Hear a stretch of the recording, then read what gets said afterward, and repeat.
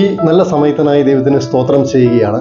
മത്തായി സുവിശേഷം 9-ാം അധ്യായത്തിലും മർക്കോസിന് സുവിശേഷം 5-ാം അധ്യായത്തിലും ലൂക്കോസ് സുവിശേഷം 8-ാം അധ്യായത്തിലും ഒരുപോലെ കാണുന്ന ഒരു വേദഭാഗമാണ് യായിറൂസിന്റെ മകളെ യേശുക്രിസ്തു ഉയർപ്പിക്കുന്നത്. എന്ത് സംഭവിക്കരുതെന്ന് അവൻ ചിന്തിച്ചു, അത് നഷ്ടമായി അവന്റെ ജീവിതത്തിൽ വന്ന് ഭവിക്കുന്നതും അതിൽ നിന്നും ഒരു വിടുതൽ, ഒരു മിറാക്കിൾ ദൈവം പുറത്തെടുക്കുന്നതുമാണ് ആ ഭാഗങ്ങളിലൂടെ നമുക്ക് കാണാൻ കഴിയുന്നത്. ഇതുപോലെ ഇന്ന് ഈ സന്ദേശം കേൾക്കുമ്പോൾ നിങ്ങളുടെ ജീവിതത്തിൽ എന്ത് വരരുതെന്ന് നിങ്ങൾ ആഗ്രഹിച്ചു അത് വന്നു വീഴുന്നത്, എന്ത് വേണ്ട എന്ന് ചിന്തിച്ചു അത് തന്നെ ജീവിതത്തിൽ വന്ന് ഭവിക്കുന്നത്, ആ വിഷയത്തിന് മേൽ അതൊരു അനർത്ഥമായി നിങ്ങളുടെ ജീവിതത്തിൽ വന്നു വീണാലും അതിന്മേൽ തൊടുന്ന ദൈവിക കരങ്ങൾ നിങ്ങൾക്ക് ഉണ്ട് എന്ന് മറന്നു പോകരുത്. യായിറൂസ് വന്നു വീണ പാദത്തിന്റെ വലുപ്പത്തിന്റെ പ്രത്യേകത ആ ഒരു അത്ഭുതത്തിൽ നിന്ന് തിരിച്ചറിയാൻ നമുക്ക് കഴിയുന്നുണ്ട്. എന്ത് നഷ്ടമാണോ നിങ്ങളുടെ മുമ്പിൽ അഭിമുഖീകരിച്ച് നിൽക്കുന്നത്, അത് നിങ്ങളുടെ ജീവിതത്തിൽ സംഭവിച്ചാൽ പോലും അതിൽ നിന്നും വിടുവിക്കാൻ ശക്തനായ ഒരു പാദപീഠത്തെങ്കിലാണ് നിങ്ങൾ കടന്നു വന്നിട്ടുള്ളതെന്ന് മറക്കാതിരിക്കുമെങ്കിൽ ഒരു സൗഖ്യം, ഒരു സ്വാതന്ത്ര്യം, ഒരു വിടുതൽ, ഒരു അത്ഭുതം നിങ്ങൾ കണ്ടിരിക്കും. യേശുവിന്റെ ജീവിതത്തിൽ യേശു പ്രധാനമായി 3 രീതിയിലുള്ള അത്ഭുതങ്ങളാണ് പ്രവർത്തിച്ചതായി കാണാൻ കഴിയുന്നത്. 1 ഹീലിംഗ് മിനിസ്ട്രി, സൗഖ്യം, രോഗസൗഖ്യങ്ങൾ. 2 നാച്ചുറൽ ആയിട്ടുള്ള പ്രകൃതിയിന്മേലുള്ള അധികാരത്തെ ചെലുത്തുന്ന കാര്യങ്ങൾ. 3 മരണത്തിൽ നിന്ന് ഉയർപ്പിക്കുന്ന റൈസിംഗ് ഫ്രം ദ ഡെഡ്. ഈ 3 തരത്തിലാണ് നമുക്ക് യേശുവിന്റെ അത്ഭുത പ്രവൃത്തികളെ തിരിക്കാൻ, കാറ്റഗറൈസ് ചെയ്യാൻ പറ്റുന്നത്. മരണത്തിൽ നിന്നുള്ള ഉയർപ്പുകളിൽ പ്രധാനമായും 3 ഉയർപ്പുകളിൽ 1 നയിൻ പട്ടണത്തിലെ വിധവയുടെ മകനെ യേശു ഉയർപ്പിച്ചതാണ്. രണ്ടാമത്തതാണ് ഇവിടെ വായിച്ചത്, യായിറോസിന്റെ കുഞ്ഞുമകളായ 12 വയസ്സ് മാത്രം പ്രായമുള്ള കുഞ്ഞിനെ യേശു പിടിച്ച് തലീദാ കൂമി എന്ന് വിളിച്ച് എഴുന്നേൽപ്പിക്കുന്നു. 3 ലാസറിന്റെ മരണത്തിൽ നിന്ന് ഉയർപ്പ്. യായിറോസിന്റെ ജീവിതവുമായി ബന്ധപ്പെട്ട് തന്നെ ഭയപ്പെടരുത്, വിശ്വസിക്കുക മാത്രം ചെയ്യുക എന്ന് ഞാൻ ഇതിനു മുൻപ് ഒരു വീഡിയോ നിങ്ങൾക്ക് വേണ്ടി ചെയ്തിരുന്നു. നിങ്ങളത് കണ്ടിട്ടില്ലെങ്കിൽ തീർച്ചയായും കാണുക. അതിൽ നിന്ന് നിങ്ങളോട് ഇടപെടുന്ന ദൈവിക വചനവും സന്ദേശവും ദൂതുകളും നിങ്ങൾക്ക് അനുഭവിക്കാൻ കഴിയും. ഇതാ ഇവിടെ ആ വിഷയവുമായി ബന്ധപ്പെട്ട് തന്നെ ചില ചിന്തകൾ കൂടെ നിങ്ങളിലേക്ക് കൈമാറാൻ ഞാൻ ആഗ്രഹിക്കുകയാണ്. യായിറോസിന്റെ ജീവിതത്തിലൂടെ കടന്നു പോകുമ്പോൾ യായിറോസ് മനസ്സിലാക്കിയ ചില സത്യങ്ങൾ നമ്മുടെ ജീവിതത്തിലും അർത്ഥവത്താക്കുന്ന നിലയിലേക്ക് പരിശുദ്ധാത്മാവ് കാഴ്ചപ്പാടുകളെ മാറ്റുന്ന അനുഭവങ്ങൾ തിരിക്കുന്നത് നമുക്ക് കാണാൻ കഴിയും. ഈ രണ്ടാമത്തെ യേശുവിന്റെ ഉയർപ്പുമായി ബന്ധപ്പെട്ട് സകലത് നഷ്ടപ്പെടും എന്ന് തോന്നുന്ന മേഖലയിലാണ് യായിറോസ് യേശുവിന്റെ പാദപീഠത്തിൽ വന്ന് വീഴുന്നത്. യാതൊരു സാധ്യതകളുമില്ല. അവൻ അധികാരമുണ്ട്, പദവിയുണ്ട്, പണമുണ്ട്, അതുകൊണ്ടൊന്നും കഴിയാത്തത് കഴിയുന്ന ഒരു പാദപീഠം ഉണ്ടെന്ന് തിരിച്ചറിഞ്ഞുകൊണ്ട് യേശുവിന്റെ പാദപീഠത്തെങ്കിൽ അവൻ വന്ന് വീഴുന്നത്. അവന്റെ പൊസിഷനുകളെ മാറ്റിവെച്ചിട്ട്, അവന്റെ അധികാരത്തെ മാറ്റിവെച്ചിട്ട്, അവനുള്ള പണത്തെ മാറ്റിവെച്ചിട്ട് എവിടെ നിന്ന് പ്രാപിക്കാമോ അവിടെ ചെന്ന് വീഴുന്ന യായിറൂസിനെ കാണാൻ കഴിയും.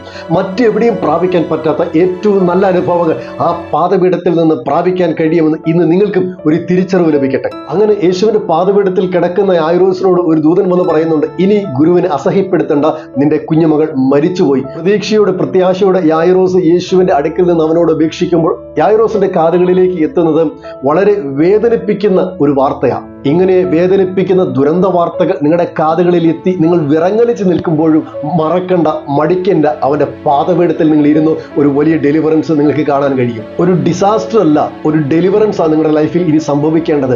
നിങ്ങൾ അവനെ ഒന്ന് ഡിസ്റ്റർബ് ചെയ്യാൻ തയ്യാറാക്കി നിങ്ങളുടെ ജീവിതത്തിൽ ഒരു മിറാക്കിൾ സംഭവിക്കുന്നത് കാണാൻ കഴിയും. ഗുരുവിനെ അസഹ്യപ്പെടുത്തരുതെന്ന് ദൂതൻ പറയുമ്പോൾ യേശു അത് കേട്ടിട്ട് അവരോട് പറയുന്ന വാക്കാണ്, ഭയപ്പെടേണ്ട, വിശ്വസിക്കുക മാത്രം ചെയ്യുക എന്നുള്ളത്. ഇതുപോലെ യേശുവിനെ ഒന്ന് ഡിസ്റ്റർബ് ചെയ്യാൻ നിങ്ങൾ തീരുമാനമെടുക്ക്, നിങ്ങളൊന്ന് തയ്യാറായി നോക്ക്. ഇതുവരെ കാണാത്ത ചില മിറാക്കിൾസ് നിങ്ങളുടെ ലൈഫിൽ കണ്ടിരിക്കും. പ്രാർത്ഥനയിൽ, പ്രതികരണത്തിൽ, വചനധ്യാനത്തിൽ ദൈവത്തോട് ചേർന്നിരിക്കുക. അവരെ ഒന്ന് ഡിസ്റ്റർബ് ചെയ്യുന്ന മേഖലയിലേക്ക് നിങ്ങൾ നിങ്ങളുടെ ആത്മീക സാഹചര്യങ്ങളെ തിരിച്ചു നോക്കിക്കേ.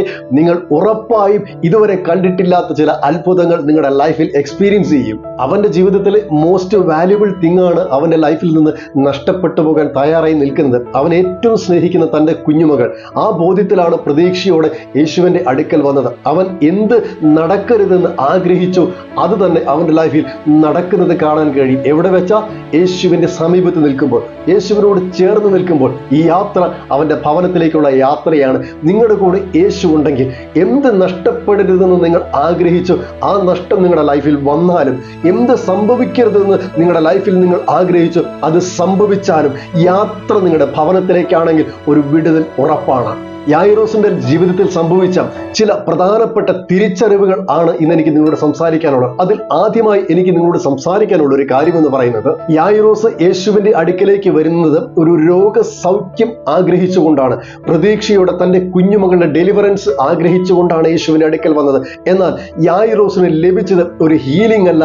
അവൻ ഹീലിംഗ് ആഗ്രഹിച്ചു വന്നപ്പോൾ യേശു അവന്റെ ലൈഫിനെ, അവന്റെ മകളുടെ ലൈഫിനെ തിരിച്ചവന് കൊടുക്കുകയാണ്. ഇതുപോലെ നിങ്ങളുടെ ജീവിതത്തിൽ എന്താഗ്രഹിച്ചാണോ യേശുവിന്റെ അടുക്കലേക്ക് നിങ്ങൾ വരുന്നത് എന്ന് അതിനപ്പുറത്ത് ചിലത് നിങ്ങൾക്ക് വേണ്ടി ഒരുക്കി വെക്കാൻ ദൈവത്തിന് കഴിയുമെന്ന് ഇന്ന് നിങ്ങൾ മറന്നു പോകരുത്. അതെ, നിങ്ങൾ പ്രതീക്ഷിക്കുന്നതിനേക്കാൾ കൂടുതൽ ചിലത് ചെയ്യാൻ അവന്റെ കരങ്ങൾക്ക് സാധിക്കും. അത് തന്നെ നിങ്ങൾ തിരിച്ചറിഞ്ഞുകൊണ്ട് മനസ്സിലാക്കിക്കൊണ്ട് ഇന്ന് നിങ്ങൾ ഇരിക്കുന്ന സിറ്റുവേഷൻ മാറ്റി നിർത്തിയിട്ട് അതിനപ്പുറത്ത് ചെയ്യുവാൻ കഴിയുന്നവന്റെ പാദപീഠത്തിലാണ് ഞാൻ ഇരിക്കുന്നതെന്നൊരു ബോധ്യം നിങ്ങളിലേക്ക് പരിശുദ്ധാത്മാവ് തരട്ടെ. രണ്ടാമത്തെ വിഷയം എന്ന് പറയുന്നത്, യേശു ആ ഭവനത്തിലേക്ക് കയറുമ്പോൾ കേൾക്കുന്നത് നിലവിളിയുടെയും കൂട്ടക്കരച്ചിലിന്റെയും ആരവങ്ങളാണ്. സങ്കടത്തിന്റെയും നിരാശയുടെയും വേദനയുടെയും അനുഭവങ്ങളിലേക്ക് യേശു നടന്നു കയറുമ്പോൾ പുരുഷാരം വകഞ്ഞു മാറിയിട്ട് യേശു അകത്ത് ഭവനത്തിലേക്ക് കയറുമ്പോൾ അവളുടെ കൈക്ക് പിടിച്ച് എഴുന്നേൽപ്പിച്ച് അവളെ ഉയർപ്പിക്കുമ്പോൾ അവിടെ നടക്കുന്ന ഒരു വലിയ അനുഭവം എന്ന് പറയുന്നത്, അത്ഭുതപ്പെട്ട് ആശ്ചര്യത്തോടെ നോക്കി നിൽക്കുന്ന ഒരു പുരുഷാരത്തെ കാണാൻ കഴിയും. യേശു കടന്നു ചെല്ലുമ്പോൾ ആ ഭവനത്തിൽ കരച്ചിലായിരുന്നു. എന്നാൽ യേശു തിരിച്ചിറങ്ങുമ്പോൾ കരച്ചിലിന് പകരം സന്തോഷവും ആനന്ദവും ആ ഭവനത്തിൽ നിറഞ്ഞു നിൽക്കുന്നത് നമുക്ക് കാണാൻ കഴിയും. യായിറോസിന്റെ ജീവിതത്തിൽ സംഭവിച്ച രണ്ടാമത്തെ അനുഭവം എന്ന് പറയുന്നത് കരച്ചിലുകളെ മാറ്റി സന്തോഷത്തെ പകർന്നു കൊടുക്കുന്ന ജീവിതത്തിന്റെ അനുഭവങ്ങളായിരുന്നു. ഇതിന്ന് ശ്രദ്ധിച്ചു കൊണ്ടിരിക്കുമ്പോൾ നിങ്ങളുടെ ഭവനങ്ങളിൽ കരച്ചിലുകളാണോ, വേദനകളാണോ, നിരാശകളാണോ, ആകുലകളും ആശങ്കകളും നിറഞ്ഞ് തകർന്നിരിക്കുന്നവരാണോ യേശു ഭവനത്തിൽ വരുന്നുണ്ട്.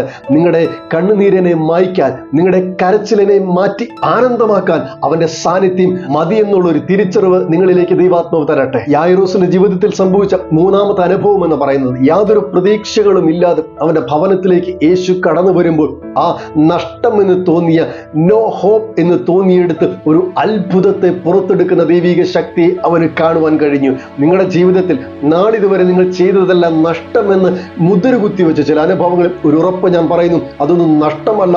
ആ നഷ്ടത്തിന് മേൽ വിലമതിക്കാനാവാത്ത ഒരു ലൈഫിനെ തിരിച്ചു തരുന്ന ദൈവിക സ്പർശനം നിങ്ങളുടെ ലൈഫിൽ അനുഭവിച്ചറിയാൻ സഹായിക്കട്ടെ.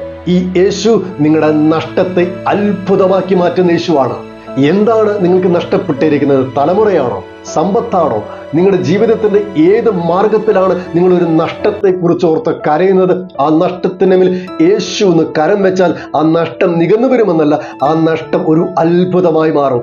നാലാമത്തെ യായിറോസിന്റെ ജീവിതത്തിൽ സംഭവിച്ച ഒരു അതിശയകരമായ അനുഭവം എന്ന് പറയുന്നത്, പുരുഷാരം മുഴുവൻ ഇവനെ നോക്കി പിറുപിറുക്കുകയാണ്, യേശുവിനെ നോക്കി കുറ്റപ്പെടുത്തുകയാണ്, അവന്റെ ഭവനത്തെ നോക്കി വിധിക്കുകയാണ്. എന്നാൽ യേശു ആ അകത്ത് കയറി കുഞ്ഞിന്റെ കരം പിടിച്ച് എഴുന്നേൽപ്പിക്കുമ്പോൾ ഈ എക്സ്പീരിയൻസ് ലഭിക്കുന്നത് പുരുഷാരത്തിനല്ല, യായിറോസിന്റെ ജീവിതത്തിലെ ഒരു പേഴ്സണൽ എൻകൗണ്ടർ പോലെയാണ്. നിങ്ങൾ യേശുവുമായി ബന്ധപ്പെട്ടിരുന്നാൽ, യേശുവിനെ സ്നേഹിച്ചാൽ, യേശുവിനോട് നിങ്ങളുടെ പരാതികളും പരിഭവങ്ങളും നഷ്ടങ്ങളും നിങ്ങൾ വിവരിച്ചു കൊടുത്ത ഒരു ഉറപ്പ് ഞാൻ പറയാം, നിങ്ങളുടെ ലൈഫിൽ ഒരു പേഴ്സണൽ എക്സ്പീരിയൻസ് ലഭിക്കും എന്ന് ഉറപ്പാണ്. യായിറോസിന്റെ ജീവിതത്തിൽ ആ പുരുഷാരത്തിന് ആർക്കും ലഭിക്കാത്ത ഒരു പേഴ്സണൽ എക്സ്പീരിയൻസ്, വ്യക്തിപരമായ അനുഭവം, വ്യക്തിപരമായ സാന്നിധ്യം, സ്പർശനം തിരിച്ചറിയാൻ കഴിഞ്ഞെങ്കിൽ ഇത് കേട്ടുകൊണ്ടിരിക്കുമ്പോൾ നിങ്ങളുടെ ഭവനങ്ങളിലും ഇതുപോലെ വ്യക്തിപരമായി ഇടപെടുന്ന ദൈവിക അനുഭവങ്ങൾ ലഭിക്കുന്ന മേഖലയിലേക്ക് സാഹചര്യങ്ങൾ ദൈവം ഒരുക്കി തരട്ടെ. പബ്ലിക്കിന് എന്ത് കിട്ടുന്നു എന്നുള്ളതല്ല, നിങ്ങൾ സഭയിൽ പോയിരിക്കുമ്പോൾ എന്ത് പ്രാപിക്കുന്നു എന്നുള്ളതല്ല, മറ്റാർക്കും ലഭിക്കാത്ത ഒരു സ്പെഷ്യൽ എൻകൗണ്ടർ, ഒരു സ്പെഷ്യൽ എക്സ്പീരിയൻസ്, ഒരു പേഴ്സണൽ എക്സ്പീരിയൻസ് നിങ്ങളുടെ ലൈഫിൽ തരാൻ യേശു ആഗ്രഹിക്കുന്നുണ്ടെങ്കിൽ ആ നഷ്ടത്തിന് മേൽ ഒരു വലിയ ദൈവപ്രവൃത്തി ഇന്ന് ഇത് കേൾക്കുമ്പോൾ തന്നെ വെളിപ്പെട്ട് വരട്ടെ. അഞ്ചാമത്തെ അവന്റെ ജീവിതത്തിൽ സംഭവിച്ച ഒരു അനുഭവം എന്ന് പറയുന്നത്, മരണവാർത്ത യായിറോസിന്റെ കാതുകളിൽ കേൾക്കുമ്പോൾ യേശു അത് ശ്രദ്ധിച്ചിട്ട് യായിറോസിനോട് പറയുമ്പോൾ അവനത് കാര്യമാക്കാതെ, ഏത് മരണവാർത്ത കാര്യമാക്കാതെ യേശുവിന് എന്ത് കാര്യമെന്നും എന്ത് കാര്യമില്ലാത്തതെന്നും നന്നായിട്ട് തിരിച്ചറിയാൻ അന്ന് യായിറോസിന് കഴിഞ്ഞു. നമ്മൾ പലപ്പോഴും ചിന്തിക്കുന്ന സീരിയസ് മാറ്റേഴ്സ് അല്ല ദൈവത്തിന് മുൻ വളരെ നിസ്സാരമാണെന്ന് നമ്മുടെ ലൈഫിൽ നാം അഭിമുഖീകരിക്കുന്ന ഏറ്റവും വലിയ പ്രശ്നം, പ്രധാന പ്രശ്നം മരണമല്ലേ? ആ മരണത്തെ നാം എത്രമാത്രം സീരിയസ് ആയിട്ട് എടുക്കും, അത്രമാത്രം സിമ്പിൾ ആണെന്നൊരു തിരിച്ചറിവ് യേശു ആ വചനത്തിലൂടെ നമുക്കും തരുന്നത്. എന്ത് കാര്യമാണെന്നും എന്ത് കാര്യമല്ലാത്തതാണെന്നും യേശു യായിറോസിനോട് പറയുമ്പോൾ ഈ ഒരു ഇൻസിഡന്റിൽ നിന്ന്, ഈ ഒരു ഡെലിവറൻസിൽ നിന്ന്, ഈ ഒരു അത്ഭുതത്തിൽ നിന്ന് യായിറോസ് തിരിച്ചറിഞ്ഞു എന്താണ് സിമ്പിൾ ആയിട്ടുള്ള കാര്യങ്ങൾ, എന്താണ് സീരിയസ് ആയിട്ട് എടുക്കേണ്ട കാര്യങ്ങളെന്ന്. ആണെന്ന്. ഇതൊക്കെ നമ്മുടെ ലൈഫിലും ഇങ്ങനെയൊക്കെ സംഭവിക്കട്ടെ. നാം ഇന്ന് നാം അനുഭവിക്കുന്ന സീരിയസ് ആയിട്ടുള്ള പല വിഷയങ്ങളും പല പ്രശ്നങ്ങളും അതൊക്കെ നിസ്സാരമാണെന്ന്.